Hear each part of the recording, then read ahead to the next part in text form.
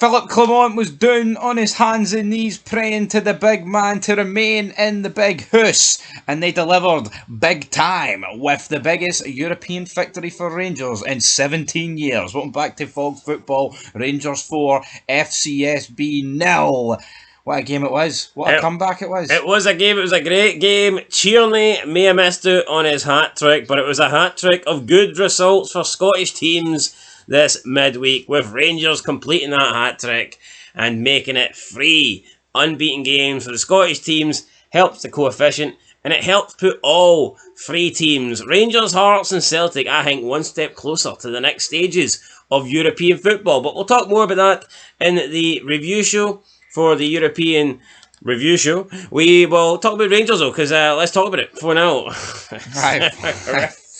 4-0, great result. Wait, let's talk about Jack Butland first, actually. Well, because the referee saved him. The referee saved him. The referees came out and said he told the FCSB manager at half time, or the guy in the bed, whatever. He said he got it wrong and he should have waited for VAR to intervene. And I think VAR would have allowed that goal to stand. But is that not how ridiculous we are? I don't see how the referee can get it wrong. How can you be a professional referee managing at this level? Listen, is that not how fucked football is, where the referee thinks he got it wrong, but VAR would have probably disallowed it if he didn't intervene, but VAR can't disallow it because he did intervene? Why can't we just get to the correct decision? For the sake of, I want Rangers to win, right? I'm fucking glad it didn't count, but... Did he blow the whistle, though, before the ball went in the back of the net? No, because what they said on TNT, whoever was beside Ali McCoy said, check over, goal disallowed. If he blew the whistle before it went in the back of the net, there's no way there could have been a check. What would he have been checking for? Nothing. So how did the referee make a mistake? What I think's happened. If VAR checked it and they yes, said... but what I think, know the way you hear that thing, VAR can't disagree with the ref if he's gave it, but if he didn't give it, they would have probably overturned it, or they wouldn't. It couldn't.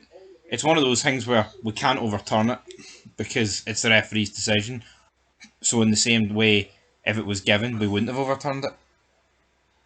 So the referee thinks he's made the wrong decision, but VAR's just agreed with him? Yes, because VAR's scared to go against referees. That's a bit of a mess. But no, it is a mess. I thought Butland got away with one. No, he got caught on the ball, and then he went down as if he'd been shot in the stomach or something. I don't know, trying to earn the free kick, and he did. He got lucky. There was barely minimal contact, and goalkeepers are protected like they're an endangered species. I don't really get it, but I thought Butland got away with it. And had that goal counted, I mean, this could have turned out to be a very different night. But hey, guess what? Rangers got away with one. You know, sometimes that happens in Glasgow. And then they went on to comfortably win this game and defeated Bucharest. I'm going to call them Bucharest. I know people say, oh, you can't be doing that. Well, guess what? Bucharest. They defeated them 4-0 rather comfortably in the end. Tom Lawrence, Igamani, first goal for Rangers, and Tierney with a double. I thought, you can say you want about Tierney's overall play and this and that, but I mean, when he does score goals, they tend to be quality goals. No, he's a good player, but you know what? I need consistency at the end of the day. As for FCSB, I mean, we can literally just stop talking about them after the Butland error. They did nothing. Yeah, they were really poor team. And as I said in my review, I'm not going to get carried away by this. You have to be happy when your team wins 4-0 in Europe. As I said, biggest result in 17 years, right?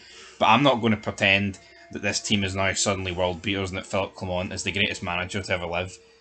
No, but you just wonder why that owner came out and talked about all this beating Rangers in his bed and all this stuff, because that's came back to haunt him big time.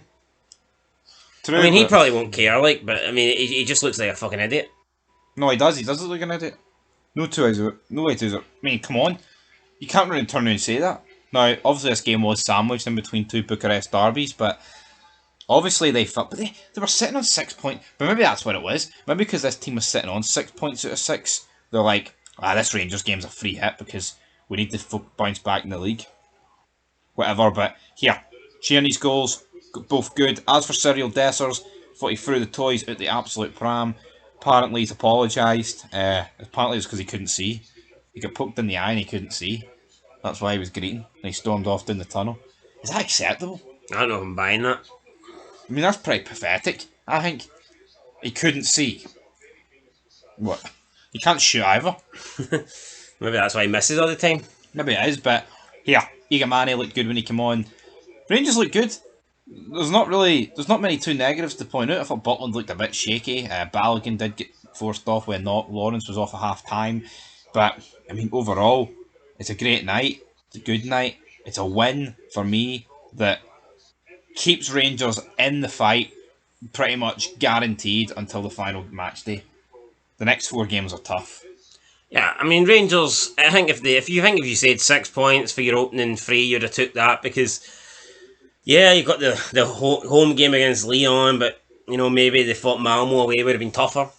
Yep. So yeah, the Leon result was disappointing, but the Malmo result was pretty good. I think Rangers would have expected to win this. I don't think 6 points out of the possible 9 from opening 3 games for Rangers is that bad. I think Rangers would have been quietly content with this. If you offered them at the start, I think they probably would have took this. Yeah, it's just the next 4. Away to Nice, away to Olympiacos, home to Tottenham, away to United. You're looking at the possibility there of picking up 0 points. And I don't know if that'll be enough. I think Rangers need to pick up something.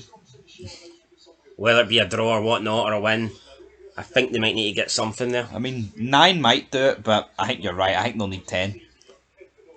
Yeah, I wouldn't want to risk 9. But no, look, Rangers are capable of getting something against one of those teams. I mean, Rangers are capable of beating some of those teams. Well, of course. Nice and Olympiacos are good teams, right? But I don't think they're, world beaters, so to speak. But yeah, Olympiacos won the Conference League last year. Nice are a decent French team. But look at Lyon. Poor team in France this season. Scud at Rangers. Spurs, I mean, they're good. Premier League team. Heung-min Son. Just I fear him up against James Tavernier like everything. And then United, well, they're shite. But they're still Man United at the end of the day. They're still Man United, and I guess they're capable of one good result a season, so why couldn't it be against Rangers? Rangers sit 3 points above Man United. They do. Man United in trouble. Man United are a team that could maybe miss it. And I know people might think that's crazy, but I mean, they're so bad, and why can't they? Yeah. I mean, I don't even know who United have to play in this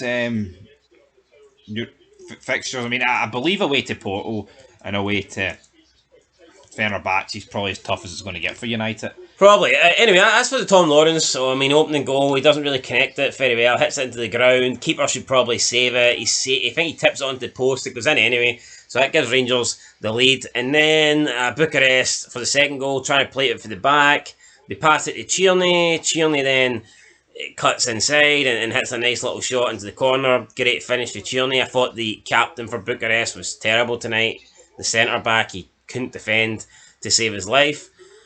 Second half, Tierney then does well, feints a shot, cuts inside, slots it past the keeper, makes it 3-0 in the 55th minute, and that killed the game. I didn't see Bucharest getting back into it, to be honest, at 2-0, but as soon as it went 3-0, you knew it was game over at that point, because this team were just not going to come back for a 3-0 deficit.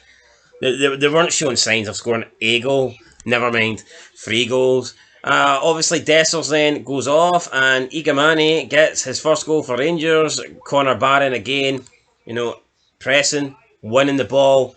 That plays Egamani through, and again, Egamani, it's poor defending for Bucharest, but Egamani does well, dribbles, slots it, puts it in the corner, past the keeper, makes it 4-0 Rangers. Convincing result.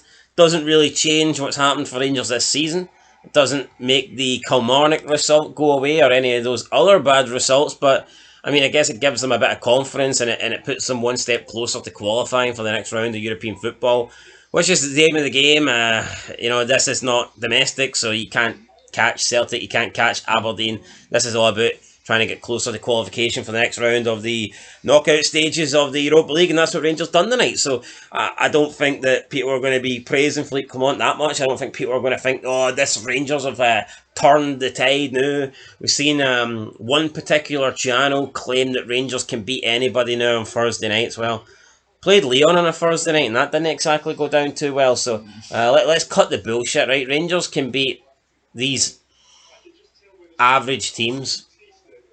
Yeah, say you want about Rangers, say you want about the Scottish League, right? But like Malmo and FCSB have looked fucking dire compared to a Rangers team that looks dire in its own league. Yeah, I mean, people say that Malmo and Fcsb would be fucking second or third in Scotland, and I'm not convinced.